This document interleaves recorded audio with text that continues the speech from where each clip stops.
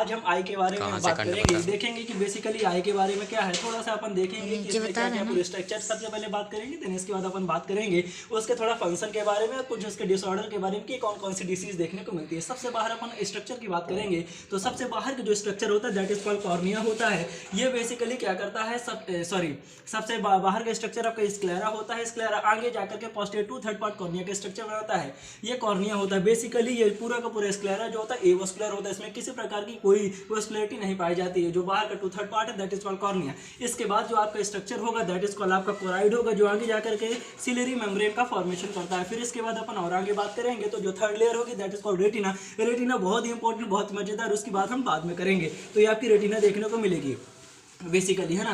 फिर अपन बात करते हैं एक लेंस प्रेजेंट होता है। लेंस की 5 बातें आपको ध्यान रखना। सबसे पहले लेंस जो है एवोस्कुलर होता है, यानी हम इसको चेंज कर सकते हैं। दूसरी बात इसका ये एक्टोडर्मल होता है, यानी कि ओरिजिन की बात कर रहे हैं। तीसरा अपन बात करेंगे लेंस के बारे में तो आपका ट्रांसपेरेंट होता है, सही बात है। और चौथा बात करेंगे तो कॉनकेव कॉन्वेक्स दोनों प्रकार की ट्रांसपेरेंटी देखने को मिलती है।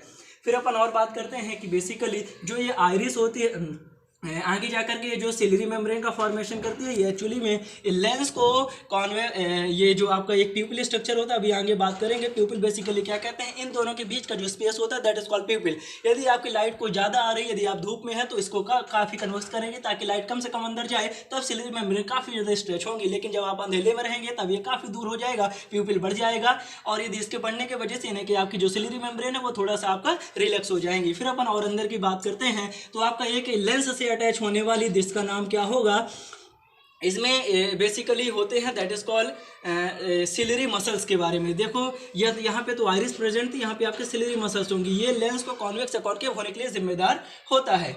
फिर अपन और बात करते हैं कि यहाँ देखो ये बेसिकली जो होगा वो that is called vitreous chamber देखने को मिलता है। ये वाला जो होगा that is called aqueous chamber मिलेगा। इस एक्वस चैम्बर में आपका एक मटेरियल प्रेजेंट होता है जो कि आपका वाटरी एंड आपका एकदम वाटरी फ्लूइड होता है, जो कि आपके आंसू बहने के लैक्रिमल ग्लैंड के द्वारा बाहर आते हैं। इसका जो होगा बेसिकली उसको कहेंगे एक्ट्रस ह्यूमर, और जो अंदर होगा that is called vitreous humour. एक बात बता दी, यदि आपका एक्वस ह्यूमर ज्यादा होता है विट्रस ह्यूमर से तो फिर आपका एक प्रेशर डेवलप होगा जिसकी वजह से एक डिसीज हो जाएगी दैट इज कॉल्ड ग्लूकोमा।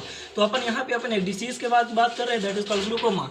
फिर अपन और आगे बात करेंगे, पीछे के बारे में थोड़ा सा बात कर लेते हैं। देखिए बेसिकली क्या होगा कि यहाँ पे एक स्पॉट प्रेजेंट होता है जिसका नाम ब्लाइंड स्पॉट होता है। ये वह स्पॉट है जहाँ पे आपका ब्लड वेसल्स का बाहर जाना और नर्व का अंदर जाना, जिसकी वजह से किसी प्रकार का कोई रॉड एंड कोन प्रेजेंट नहीं होते हैं, जिसकी वजह से वहाँ पे आपका इमेज नहीं बन पाती, अर्थात वहाँ पे नहीं दिखता। ठीक इसके एक ऊपर पोस्टीरियर मीडियली लेटरल साइड के प्रेजेंट में, ये बहुत ध्यान रखना, पोस्टीरियर मीडियल लेटरल साइड के प्रेजेंट में थोड़ा सा एवब की बात करेंगे तो आपका प्रेजेंट होगा फोबिया। इसमें रॉड्स एंड कोन्स दोनों प्रेजेंट होते हैं, बहुत ही मजेदार। यदि मैं उल्लू की बात करें तो वहाँ पे केवल रॉड्स प्रेजेंट होंगे, जिसकी वजह से उसको केवल रात में बहुत ही ज्यादा सेंसिटिव दिखाई देता है, लेकिन दिन में कोन के ना होने की वजह से नहीं दिखाई देता।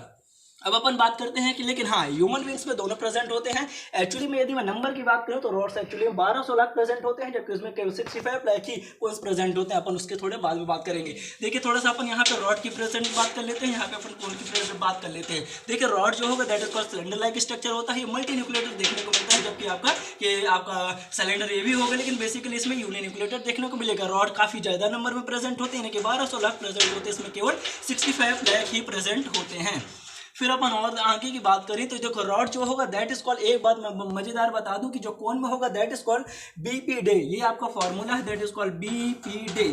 ध्यान देना, ये ब्राइट लाइट पे काम करता है, फोटो पिक होता है और डे लाइट पे डिपेंड करता है। ठीक इसका उल्टा आप यहाँ पे कर दो कि ये B that is called black bright light है तो ये आपका डिम लाइट हो जाएगा, ये आपका फोटो पिक है तो आपका स्टोपिक हो जाएगा। एंड देन इसकी बात करूँ डे लाइट है तो आपका डे लाइट है तो ये आपका नाइट लाइट हो जाएगा। ये दोनों में डिफरेंस याद करना बहुत ही जरूरी है, कभी भी क्वेश्चन पूछा जा सकता है।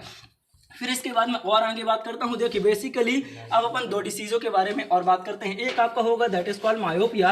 देखिए मायोपिया में क्या होता है बेसिकली कि व्यक्तियों को देखिए जब अपन दूर का देखते हैं तो नहीं दिखता है। बेसिकली होता क्या है कि रेटिना के पीछे इमेज बन जाने की वजह से आपको नहीं दिखता है। फिर हम क्या करते हैं, हम एक आगे कॉनकेव लेंस लगाते हैं, जिसके वजह से ये कॉनकेव का काम होता है कि आने वाली इमेजेस को कन्वर्ट कर देना। जो बीच से पीछे बन रही थी वो रेटिना में आके कन्वर्ट करवा देगा, जिसके वजह से आपको नॉर्मली दिखने लगेगा। यानी कि हम मायोपिया जिस व्यक्ति को है उसको दूर का नहीं दिखाई देता और हम कॉन्केव लेंस की यूज करते हैं। देन दूसरा होगा that is called hypermetropia. Hypermetropia में बेसिकली मैं बात करूंगा कि व्यक्ति को पास का नहीं दिखाई देता, जिसकी वजह से इसमें होता क्या है, इसके अंदर यदि मैं बात करूं तो इसमें होगा क्या कि रेटिना के पहले ही इमेज बन जाती है। अब हम इसको डाइवर्स करना है, कॉन्वेक्स लेंस का यूज करेंगे। यदि मैं पहले कॉन्वेक्स लेंस का यूज कर लेता हूं तो ये डाइवर्स करेगा और थोड़ा सा पीछे बनाएगा, तो हम इसका अपन बिल्कुल भी अपन कॉन्वेक्स लेंस के वजह से इसको ठीक कर सकते हैं। देन इसके बाद एक होता है प्रेसोबायोपिया। प्रेसोबायोपिया की यदि मैं बात करूंगा तो उसमें मुझे देखने को मिलेगा कि उसमें दोनों चीजें हो जाती है। उसमें हम साइलेंटिकल लेंस का यूज करते हैं। तो आपकी एक ग्लूकोमा हो गया, देन आपका ये हो गया मायोपिया, हाइपरमेट्रोपिया, एक आपका प्रेसोबायोपिया हो गई, आपकी डिसीजेस हो गई। फिर इसके बाद और अंदर मैं बात करूंगा तो आंखों के बारे में 3 लेयर्स प्रेजेंट हो गई, देन आपका रॉड एंड कोन प्रेजेंट हो गए, देन आपके स्ट्रक्चर प्रेजेंट हो गए, लेंस की बात कर ली हमने, चैम्बर की बात कर ली हमने, ह्यूमर की बात कर ली, एंड देन आपका ये 2 स्पॉट्स बहुत इंपॉर्टेंट है उसकी बात कर ली। यानी कि हमारा ऑलमोस्ट जो है आई पूरा का पूरा कंप्लीट हो चुका है। इसके बाद हम नोट्स की बाद में बात करेंगे। यदि आपको वीडियो पसंद आए तो like, subscribe and bell icon दबाएं।